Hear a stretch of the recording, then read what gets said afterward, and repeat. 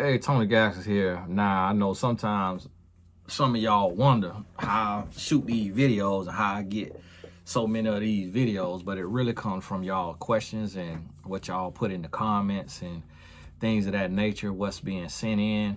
On the last video I did, a young lady, she asked, Tony, how can you go deeper on how to set standards when you haven't had any standards in the past?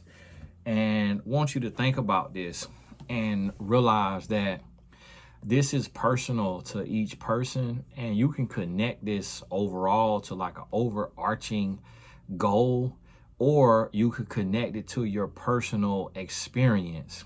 And each thing that you put in place, it can break down into smaller things. So let's say, for example, you don't want a man to yell at you. Well, if you don't want him to yell at you, the first time that he gets ready to, like the first time he raises his voice, like if y'all get into an argument, you have to check him on that first time. And that's what I mean by, so not yelling at you will be like not even letting him get real like firm and aggressive in his tone. So he may not yell, but he may say, listen to me now. And so you have to check, hey, don't talk to me like that. Do not talk to me like that. I don't care who you done talked to like that in the past, but do not talk to me like that, or you will never be able to talk to me again. And some men gonna try, what? All right, forget you then. Some men gonna push you all the way to the edge, but you still got to stand on what you stand on.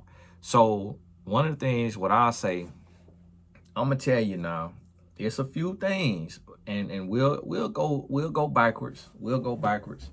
So that, and I'll tell you the most important thing, which some of y'all already know it. Some of y'all already know it. Y'all forgive me for closing my door. Some of y'all already know this now, but I'm gonna tell you now. We'll get to the most important, but first, I'm gonna tell you is one of your standards is do not give a man money. That right there is a red flag if you give a man money. That's a red flag. And I remember asking my wife, can she buy me a pair of Air Force Ones? I just wanted to see where her heart was. It was a little test. I'm not that type of guy. I don't like gifts. But I just kind of wanted to see, like, okay, here's a pretty woman. Let me see if she's selfish. Let me see if she's a gold digger. But her buying me a pair of shoes, for one, I was 21 years old. This is different. Two, I could have bought them myself. So it was really me asking for a particular love language, which is a gift. Now, that's different than a man coming to you and saying, hey, I got this business idea and I want to know if you will be interested in investing in it. Never do that.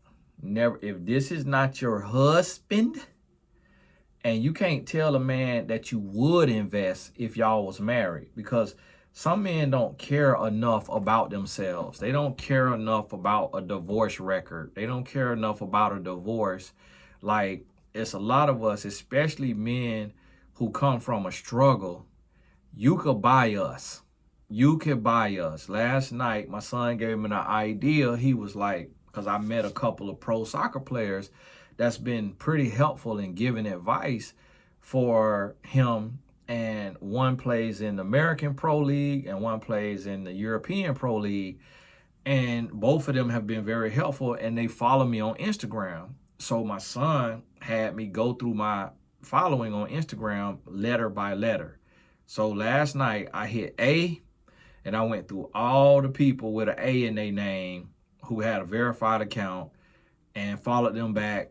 I just kind of set a little standard in. If they got a verified account and they're not doing nothing crazy and they got 100,000 or more followers, I'll follow them back just to build a network. Well, in that, I went A through Z. What a father do for the love of his children. When I got, I think, to the M, one of Team USA soccer players follow me on Instagram. and he played at the highest level in the world, the Premier League. So I was able to DM him last night, and he DM'd me back today. He told me, hey, I'm a huge fan of your work, and I definitely would love to have a conversation with you and your son. I'm like, wow. But while I'm going through this process, I see all of these different successful women. And I had to show my wife just for accountability. So I showed my wife, like, baby, didn't you mention this woman name to me? Ain't this like a famous Victoria's Secret model who owns like a major company? She was like, yeah, that's who that is. She was like, that's pretty cool. She follow you. And so I followed her back. And then all these other women that was like, some of them looked like billionaires. So the devil went to bother me. The devil was like, you sure you don't want to do what Swiss Beats did? You sure? You sure? I went and started feeling like a thought. I started feeling like I could be bought. And so that's what let me know, me being a man who will never leave my wife, for me to feel a little twinge of that, and for me to be sitting there like, I was about to tell my wife, I was about to say, listen, baby, now y'all don't take this stuff too serious. If you new here, people be, oh, you said you could be bought. Now, I'm going to tell you, the devil tried me now. The devil did try me, but I brought my wife in on the process. I showed her each woman that I was going to follow back so she could see, like, oh, okay, that's cool, man. Yeah, she doing that. Yeah, she doing that. My wife, she don't show insecurity. She don't show none of that. She able to like, okay, cool. And then I'm consistent enough to where she know she could trust me. She know my purpose. She know my calling. She know I ain't going to play with that. So I know for a fact that I'm never going to leave her over something like that. She would have to cheat on me in a sexual way for me to leave her. If it's not that, then I'm not gonna leave. Even if she tried to swing on me, I just catch her hand. But she'll have to physically cheat on me for me to leave. And at that point, I'll leave and got to go. And then I'll be like Apostle Paul, like what the rest of these men talking about, trying to make like they Apostle Paul because they single and don't want to get married, but ain't doing what Apostle Paul did. It'll be different. So that let me know, and I already knew this, a man can be bought. So if you tell a man that, you know, I love your business idea, but we're not married, I don't just invest in the men, he gonna be like, well, yeah, I know we're not married, but we gonna get married. But it's like, okay, if we was married, like how much you would be willing to invest? Well, I would invest 10 to 50,000, just depending on what it take. Oh, okay, yeah. Well, we gonna get married anyway. Next week he'll be back there with a ring. Next week he'll be with a ring. You know, it just been bothering me so much. I've been wanting to just propose to you for so long, and just everybody was just telling me, no, don't do it, don't do it, don't do it. I had to say, forget it. I'm gonna do what I want to do. This is my wife. That man will be on 2 knees for that investment. He'll get that investment. He'll build that company. He'll give you his butt to kiss if you told him that. So that's the first thing. That's your first standard, is a man need to get in position. Now, people get mad with me about this. And yes, there are exceptions to the rule, but you got to use common sense. You got to use common sense. But you know what? I can't even say that, because then women will be like, well, what's the exception to the rule, Tony? Don't say it's an exception to the rule and then not say nothing. I'm going to be honest with you. I just said that. But I just really cannot think of an exception to the rule, to be honest with you, because I just feel like as men, if a man is dating a woman and he need money, he should go to his homeboy. If he want to ask a woman for money, he should go to his mama first, his grandma next, his sister next, his female cousin next, his female old friend or friend, if he got a female friend, if he want to ask a woman for money. For one, he shouldn't ask no woman for money. He should go to his homeboy. Because if you man enough to borrow, you need to ask another man.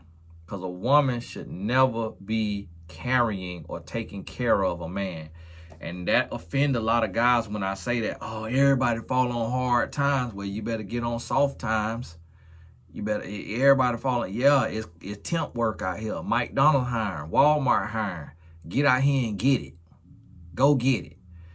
Oh, what about his ailment? You know, medical reasons. You know, my mama got cancer and she can't. Okay, that's not your girlfriend responsibility. Do a GoFundMe and let your friends and family from high school and all of that take care of your mama medical bills. Or what about my medical bills? What if I have a slip and fall and break my bike, got to have surgery and I ain't got the copay? Okay, you got to lay down for a little while. You got to be still for a little bit. Just sit and talk to the Lord until you able to get that copay. You do some online work. Just lay down, get your computer, borrow the computer, get on there, start doing some gigs on Fiverr. You get you enough money up, go get that copay. But men cannot get in the habit. And I'm gonna tell you, it is not a man's nature to ask a woman for money. It is pretty much almost 100% a red flag for a man to ask a woman for money. It's just not in our nature. If we are in our right mind, it is hard for a man to fix his mouth to ask a woman for money. Because a woman is, according to the Holy Bible, the weaker vessel. So a man does not feel like a weaker vessel should be taking care of him or floating him or carrying him financially.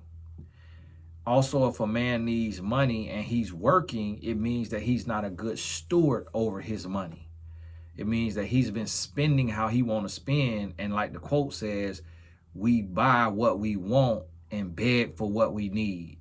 So there's a lot of psychology that goes into a man asking a woman for an investment or a loan or like money for necessities. It's different if his love language is gifts and he done got you a gift and it's nice and he's saying, well, hey, you'll think about getting this right here for me for my birthday? That's a little different. Now, if it get out of hand now and he ain't got you the equivalent or greater, now that's a red flag too. So that's what you need to understand. The same thing at the same time, one of your standards need to be not living together. And so what this is, a lot of people want to move in and save money, but you need to avoid that at all costs. Now, if you ain't got no choice, okay, what have you, but not living, meaning don't let a man come live in your house. And when I say house, I mean apartment, whatever, condo, townhome. Don't let a man come live in your house. And don't let a man hold your car. Only way he hold your car is if his car broke down and he just need it for a couple of days. And that's typically when y'all married. He need to have the credit to be able to rent a car. He need to have a credit card, a debit card. He need to have his finances somewhat in order. A man ain't got to be rich to have decent credit or to have a few dollars put to the side. He don't have to be rich to have $1,000 safety net. He don't, but you need, that shows he a good steward. A man need to be able to stand on his own 2 feet 9 out of 10 times. There are some exceptions to the rule, like the man went to prison a long time ago, so he can't get an apartment. If he can't get an apartment in his name because of something he did in his past, then he at least need to have the money to be able to take care of the rent. But as a woman, you should never move in with a man because you need help for rent. Because what a man buys, he owns. And one thing that I am finding more than ever, which I've never seen this much in my life, is broke women. It is no excuse for a woman to be broke if you don't have kids and you have a job. It is no excuse for a woman to be broke. It just like there is no excuse for a man to be broke. So a woman should never need a man for rent or mortgage or car note or insurance. So this goes to another rule. As a woman, as a standard, stand on your own 2 feet. Never need a man. My wife does not have to work. But when I met my wife, she had scholarship money, which was like Pell Grant money that was free of charge. She had a full-time job. She would get her scholarship money and pay up her rent for 6 months. She would pay up her phone bill, and then her extra, she'll go shopping. She had stacks of shoes. She always been a shoe person. And so she had all these, Dunks and stuff like that, and the different little cool Jordans. She was a shoe person, but her bills were paid. Her bills was paid, and she had money. She managed her money. Even like now, when we get paid and she get her cut, she'll sit on hers. Me, I'm spending. She will sit on her money. And then finally one day she'll see something she like, then she'll spend on it. But a woman who is single without kids should never be broke. You should not be worrying about no relationship if you broke. Not being broke does not mean being rich. And that's why you got to have wisdom and discernment when I'm talking about this stuff, because some people be confused. Well, Tony, you said that we shouldn't worry about a man's money. No, I said you shouldn't worry about his money. I didn't say you should be with a broke man. Because a broke man, meaning he's a irresponsible man, meaning he's a lazy man. That's not a man of character. I say look at a man's character. A man of character is going to be ambitious. He going to be working. And then he going to be working to be a good steward of his money. There is a difference. You got to understand that. So it's caveats and nuances. As a woman, you should not be broke. The only way you should be broke is extenuating circumstances, like something happened out of the blue that really wiped you out. You should not be broke from eating out, traveling, clothes and shopping, shoes and shopping. That you should not be broke because of that. And so me personally, I'm seeing a lot of women are broke, and that's why so many women are focusing on money. When a woman say a man got to make X amount of dollars, that let me know she's a brokey. That let me know she don't know how to manage money, and she need a man to carry her. She need a man to take care of her. Because if you as a woman, you got to understand that on the maturity continuum, you have dependent, independent, interdependent.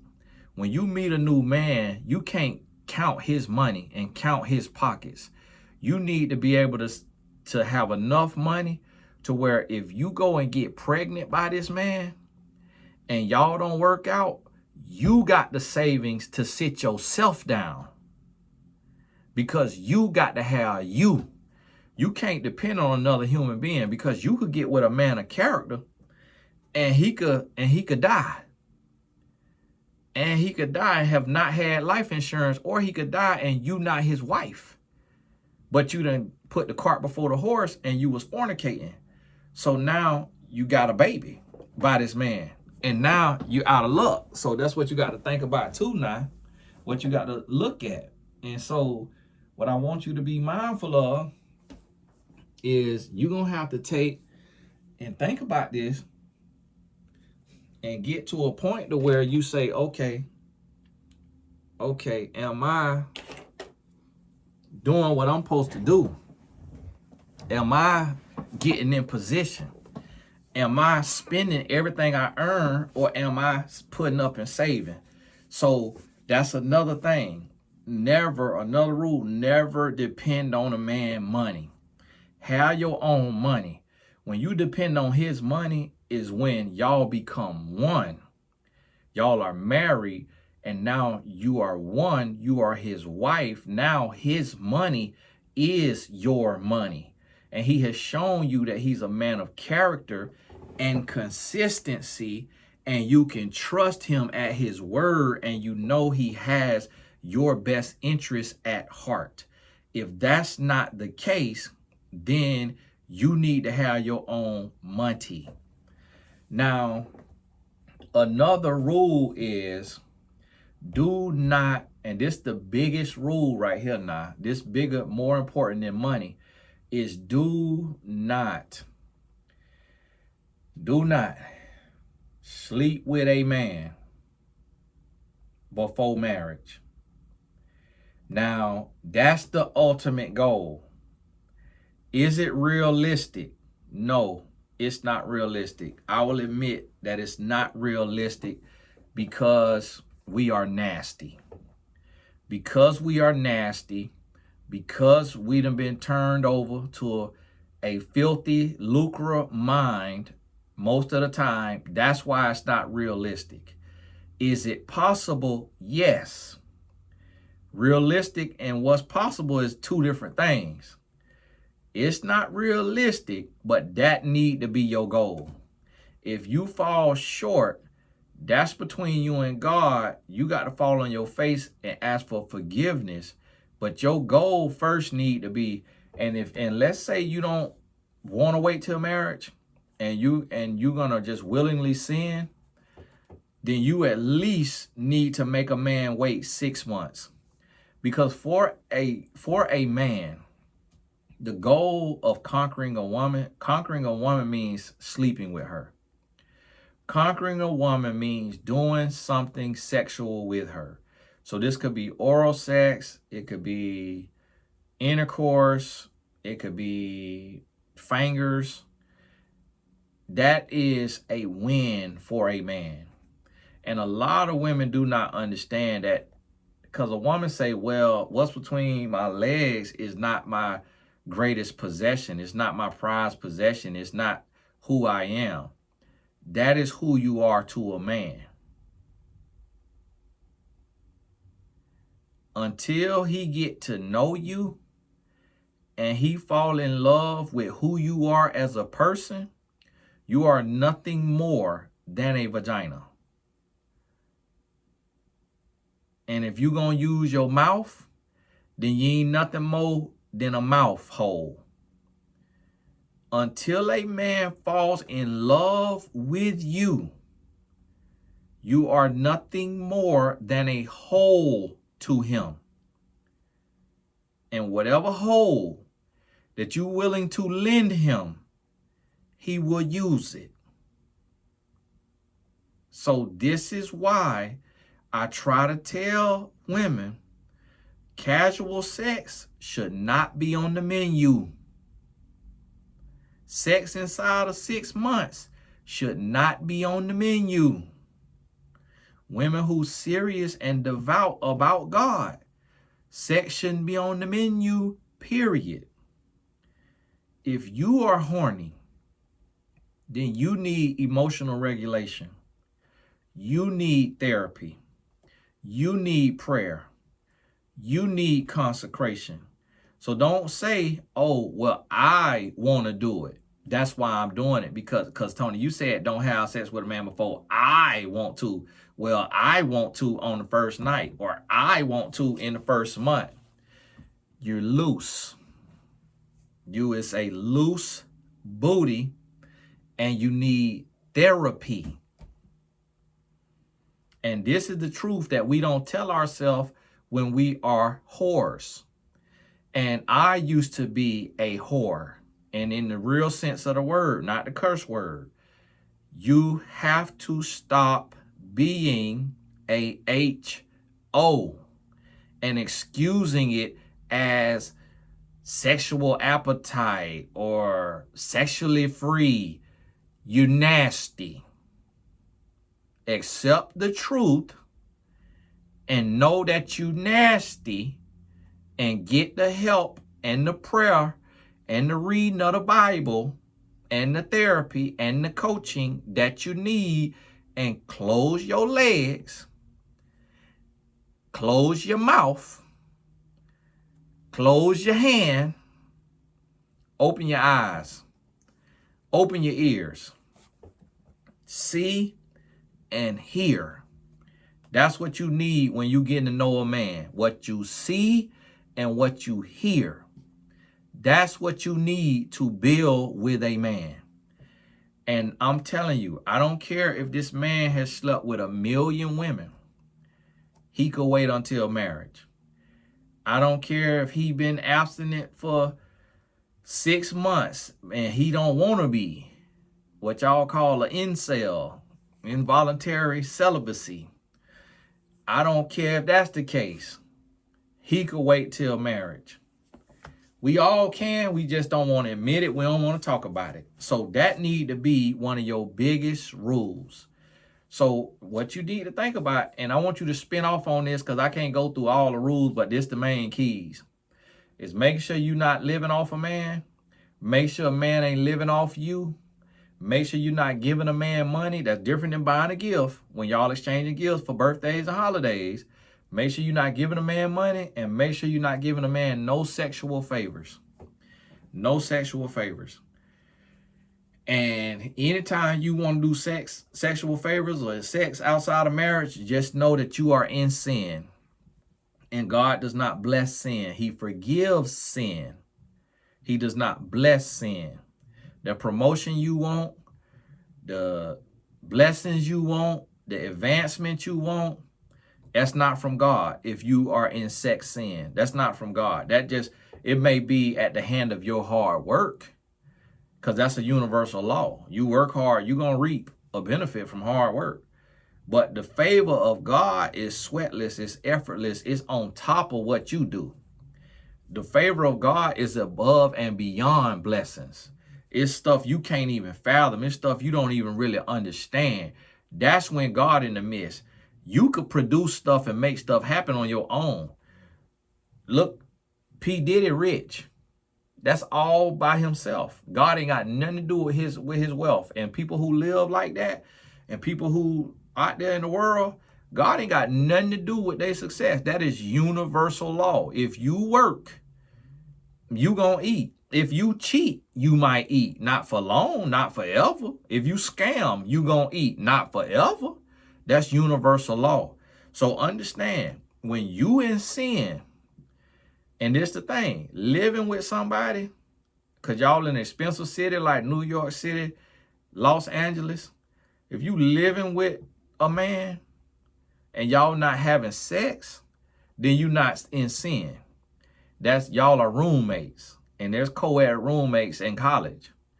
So y'all roommates, when you have sex, that's what is really shacking up. But to live together, you in the oven. Can you take fire in your bosom and not be burned? So that's what you got to think about. So do you need to be focusing on independent stability, or do you need to be focused on a relationship? Desperation is a weak emotion in love, in relationships, and it produces weak results. If a car is on your foot and you get desperate, that's when that's beneficial. But being desperate in a relationship is a weak emotion, and it produces weak results. So you never want to be in need when you're going into a relationship. The only thing you need is respect from them, love from them, quality time from them, communication from them. You don't want to need money, affirmation, validation, or sex. You don't want to need those things.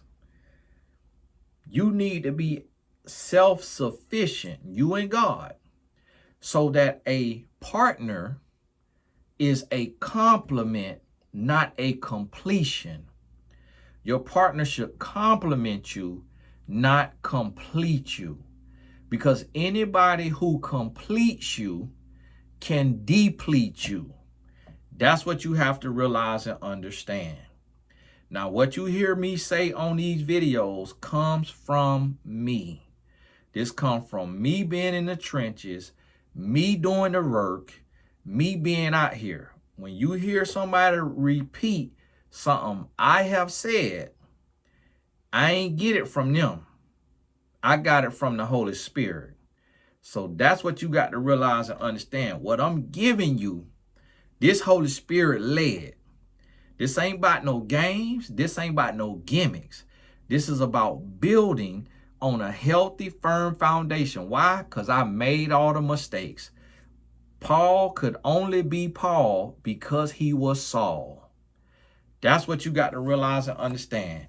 So don't feel like you got to go make the mistakes if somebody else done already made the mistakes for you. It is ignorance to say, Tony, why are you telling me to abstain if you did not abstain? Because I did not abstain and I felt the pain. If you want the pain, then don't abstain. Just made that up right now.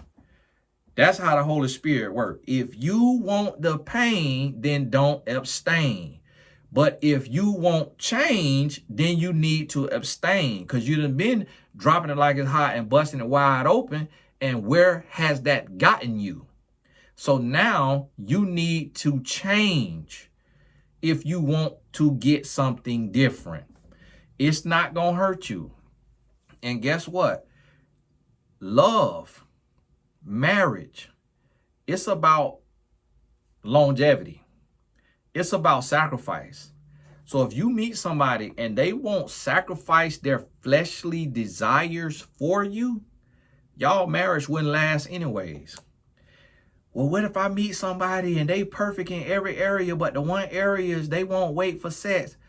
That ain't your soulmate. That ain't the person you supposed to be building with, because marriage gonna require sacrifice. Marriage gonna require a whole lot more. And I'm telling you, you go through stuff in marriage that you got to be able to deal with, like all different facets of life.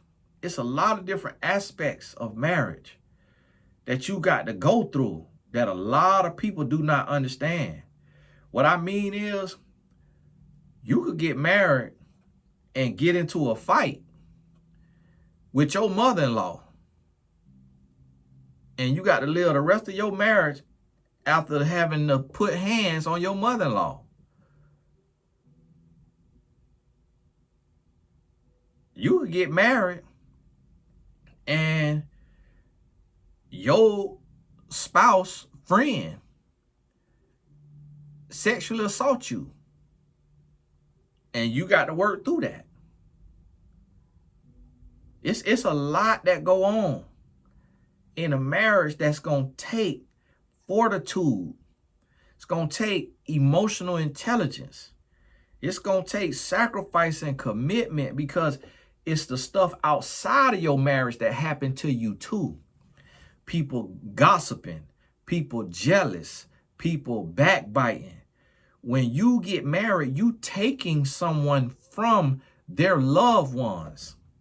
They loved ones might not take kindly to that, and they may want to destroy your name. They may lie on you. They may say they heard this about you and that about you, and they literally pulling it out they behind. And you got to convince your spouse that they lying on you, that never happened. You go through a lot in marriage at the hands of the world around you. So while y'all dating, if you can't be on one accord, if you can't bond and build and sacrifice, you're not going to last anyways. Point blank, period. Take it to the bank. Cash it in a day of the week. Twice on Sunday. Because that's what you could do with the truth. Press down, shaking together. It's going to run over. That's what you could do with the truth. Press it to the ground, it will rise again. So listen what I'm telling you now. You got to sit down and come up with your rules and your standards. And the standard got to be connected to success. The standard got to be connected to longevity.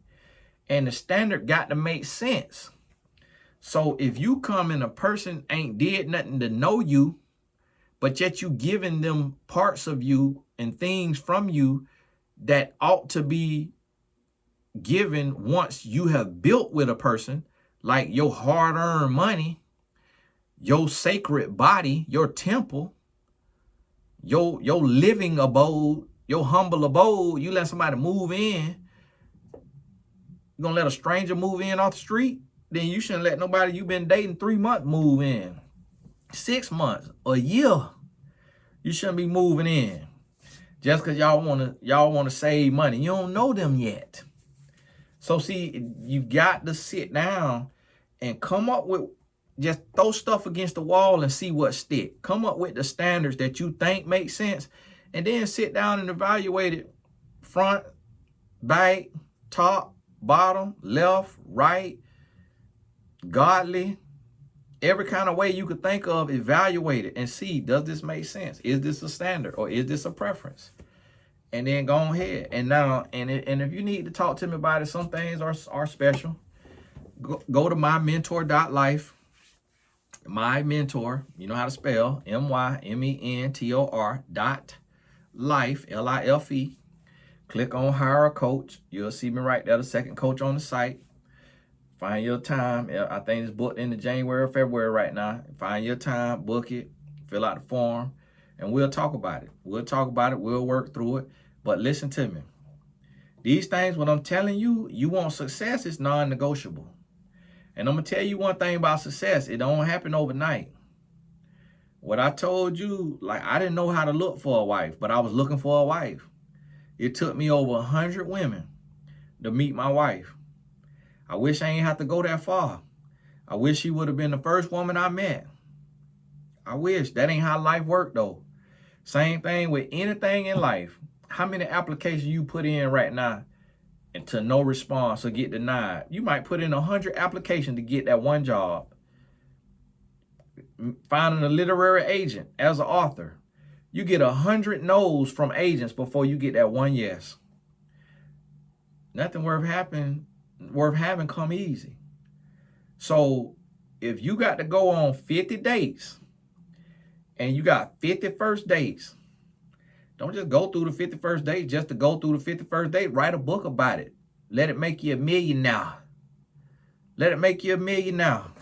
But don't get weary in well doing. You got to go, what the quote say, I think Albert Einstein say, success is going from failure to failure without losing enthusiasm. So if you get your standards in place and you go and you deal with this here, man, it don't work out, don't get discouraged. Don't lower your standards.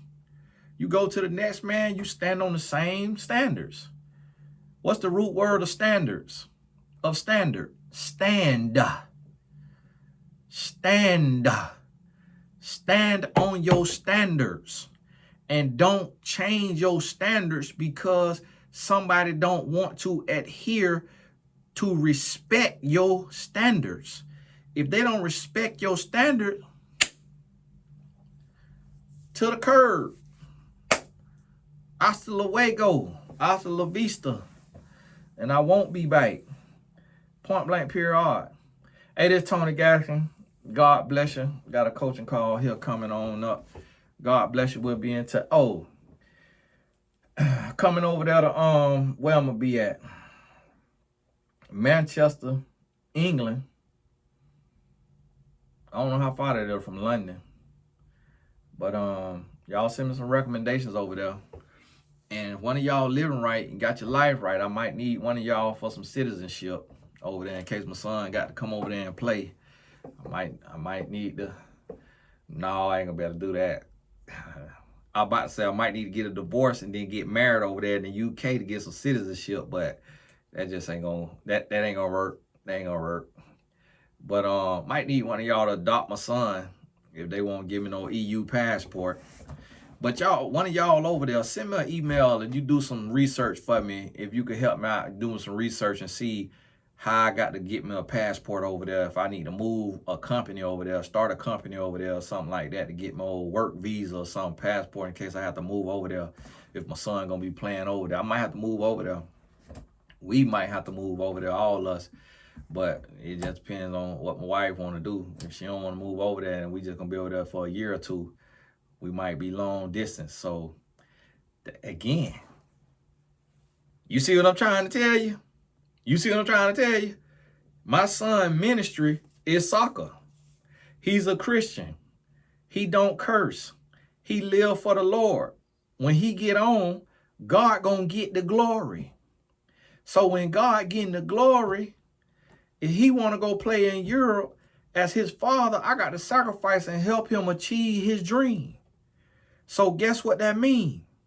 That mean I might have to move over there with my son, with my wife and the younger son, staying back for stability for my younger son. And we FaceTiming every day as if I was deployed in the army. It ain't no different than me being deployed or my son being deployed, or if he literally go pro over in Europe. But guess what? If in your dating, you are codependent and not interdependent.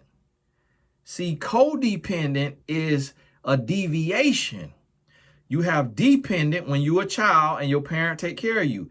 Then you got independent when you take care of yourself. Then you got interdependent. But some people, instead of going to interdependency, they go to codependency.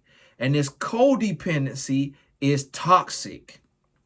But because my wife and I are interdependent, if I have to move to Europe and work over there in Europe, that distance will actually strengthen our relationship, because absence make the heart grow fonder when you got real love and when you build on a firm foundation.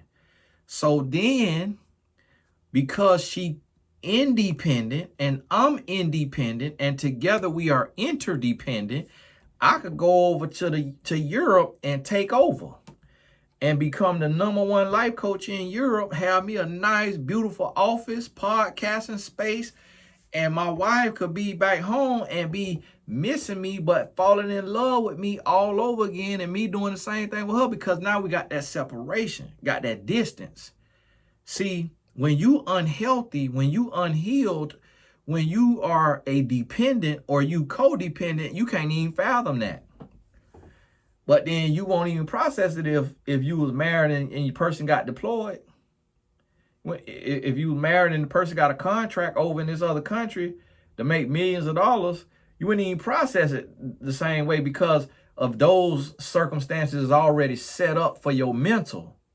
But what about having to go over there for your child to pursue their dream? It's many couples that had to do this. But see, they so in the work, they so working it, that they ain't got time to be on YouTube telling you about it. So now you don't even realize that could be a possibility in your marriage. And so you never built on the firm foundation of independence and interdependence. Instead, you built on codependence, to where y'all got to be on the phone all day, every day. Y'all got to be sniffing each other's booty all day, every day. Y'all got to be up under each other all day, every day. Y'all got to be all this all day, every day. You can't eat, you can't sleep, you can't think when you're not with them. That's codependency. That's unhealthy. That is toxic. And this is what I'm talking about in your dating phase. Having your standards. Having your girls' night, him having his guys' night, in reason, within reason, not every night, every other night, but having that independence. And then you come together interdependent. So listen to me. This thing real now. And listen, I'm going to stay on this, because every now and then I'll bounce around, talk about, finances and all that. That's not my space, but we'll touch on money every now and then. We'll touch on business every now and then. But for right now, with these relationships being so toxic and so trash, and everybody on the podcast running their mouth, I got to be on here several times a day running my mouth to combat and offset, not the Migos, offset this foolishness that's being put out there. so that you know how to date godly and correctly. So, hey, God bless you. Make sure you set your YouTube stuff up the right way so when I post a video, you don't miss it. And we're going to be in touch. Something I forgot to tell you. Oh, we're in the holiday season. Coupon code is Merry, Merry, on TonyGasselsAcademy.com. TonyGasselsAcademy.com. Join in the Growth Club or get on the This Is My Year 2024. Use the coupon code Merry. If you don't take your time and put the coupon code in, do not write in for no refund. Just count it all joy that you had it and was able to pay the full price. Because if you forget to put the coupon code in, that means you ain't need it to begin with. So don't cause me no trouble with my payment processor and the headache on with my payment processor now because you ain't put the code in. Because I done told you the code now. And so you got to chalk that up as a life lesson. See, y'all got to stop leaning on me to bail you out for your lack of listening and for you lack of taking your time and doing things with excellence. If you come to me for a refund of the difference, you didn't get your lesson. And that's the lesson that God needs you to get before you go to the next level of your life, because you keep doing the same stuff over and over. So listen, that's why I'm on no refund policy right now when you forget the coupon code, because that is human error. So don't make your error my problem. Deal with your error so that you learn from it so you don't do it again. Listen, that's just a life lesson. That's just a life lesson. It ain't even about me and my business. That's just a life lesson that I'll be cheating you out your lesson. You seen the meme go around and it be like, the friend say, hey, can I borrow $100? And then the other friend be like, hey, I would, but I ain't even gonna get in the way of what God trying to do in your life. That thing resonate with me so well, because I'm like that right now with my family members. Hey, listen, God trying to get a lesson to you. I tell my family, sit in your mess. Sit in your mess. And when you sit in your mess, you gonna get a message. But unless you sit in your mess, you will not get the message that God trying to get to you. Sit in your mess and get that message. And then that lesson will produce a blessing. That's a concept God gave me that other speakers made famous. Lord, I put it out on Twitter and where that thing went. Lessons before blessings. God bless you. We'll talk soon. Oh, and people be making a big deal when I tell y'all what come from me. Oh, that ain't humility. The reason why I claim what's mine is because we are in a marketplace with what you call IP, intellectual property. So if I was not an author, then my IP would not matter. But the reason why I take my stuff serious is because my intellectual property, which is God's property that he gave me to feed my family, that's why I take it seriously when my stuff is stolen and then monetized by other speakers and teachers, because now they taking food out my kids' mouth. You hear what I'm saying? So when y'all hear me talking about what God gave me and this person and that person using my quotes and my teachings, come in the comments talking about, oh, it don't matter who came up with it. All up belong to God. Yeah, all up belong to God, but we know who wrote every book in the Bible. God let us know that, didn't he? The author of the book that was inspired by God still got credit for it. Why? Because they had to go through the mess to get the message. So you can't let somebody else go through the mess and then steal their message. And I just got off the phone with a client who went through her mess. God gave her a message and her best friend stole it.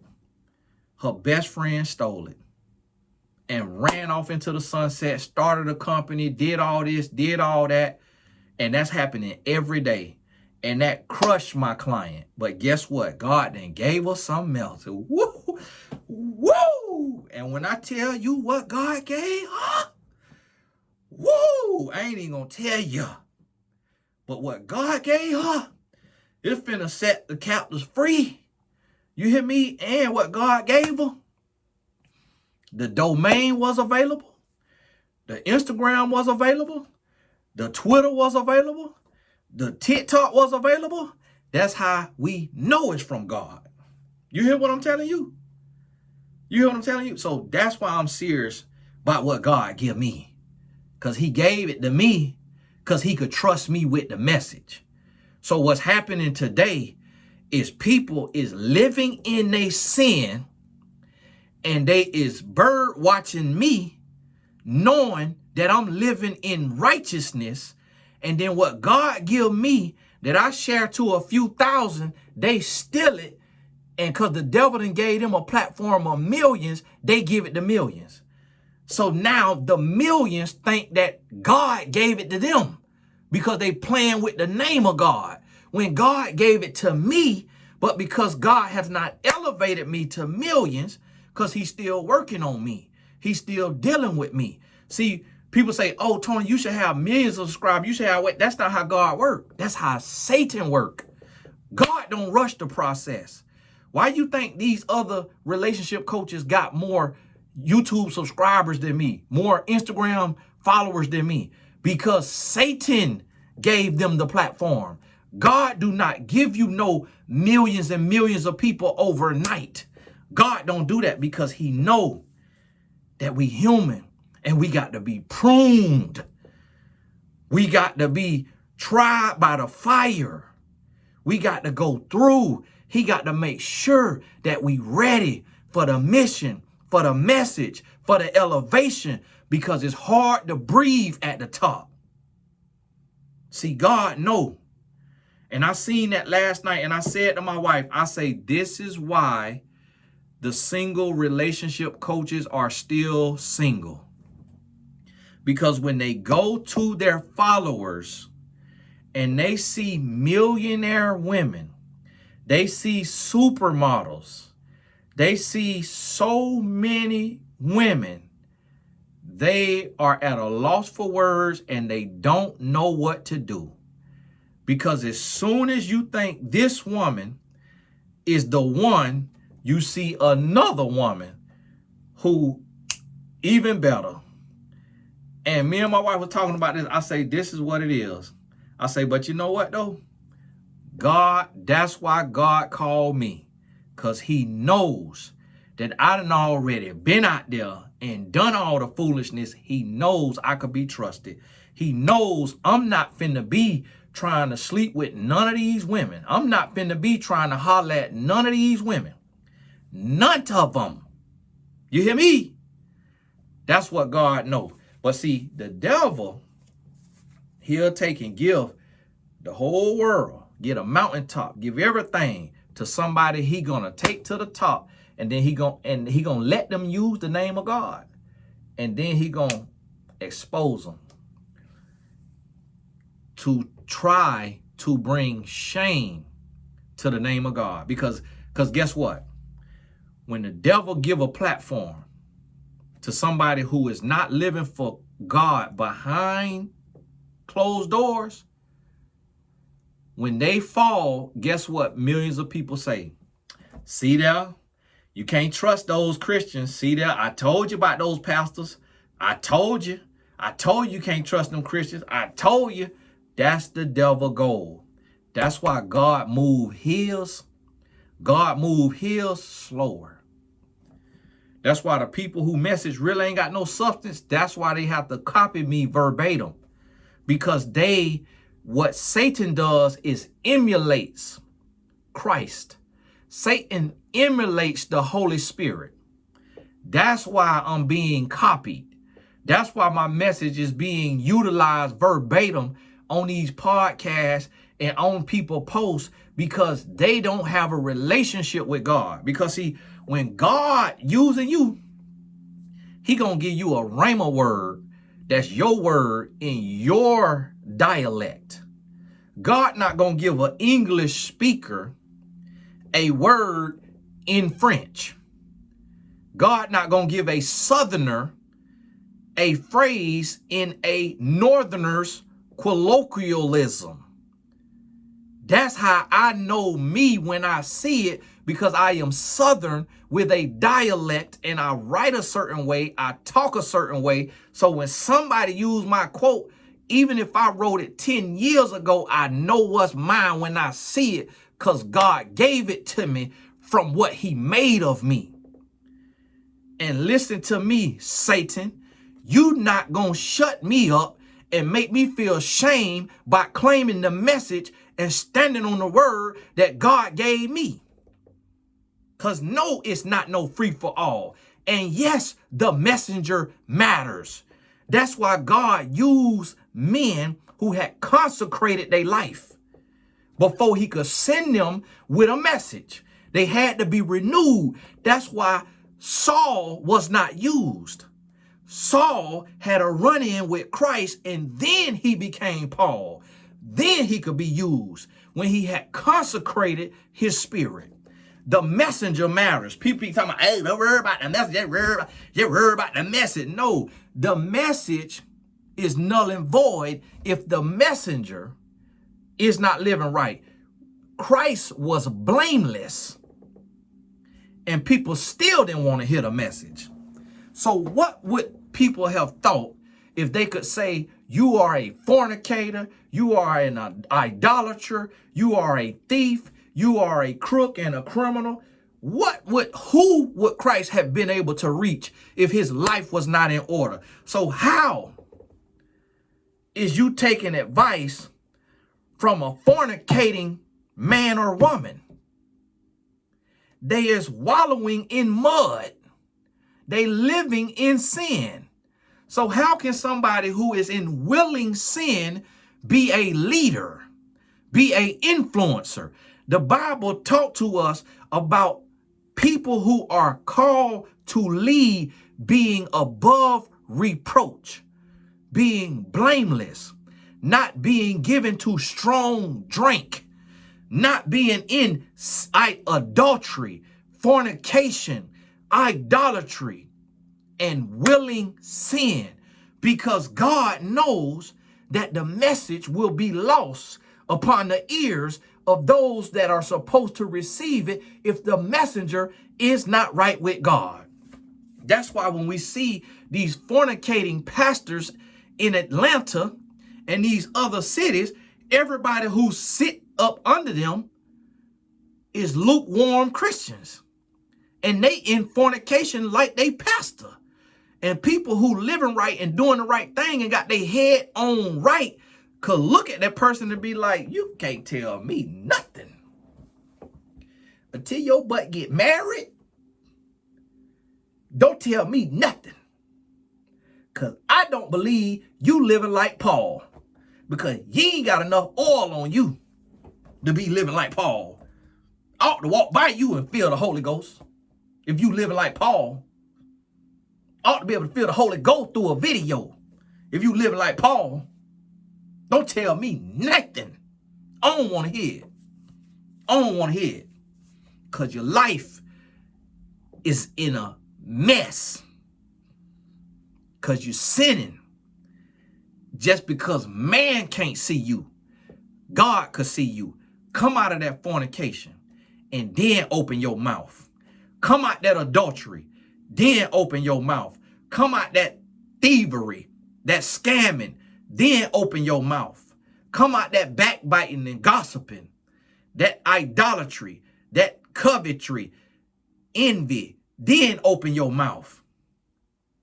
Till then, sit down and be quiet and let God work in you and on you. And don't argue with me. Sit down and talk to God. And stop being sensitive. Stop calling everything judging. Everybody ain't judging you. Somebody telling you the truth. Everybody ain't hating on you. Somebody telling you the truth. Get the message and change your life. And until then, learn to shut up and listen so that God could truly inhabit your life and use you and take you to the next level righteously and holy. Hey, this Tony Gaskins, I got to go. God bless you. We'll talk soon.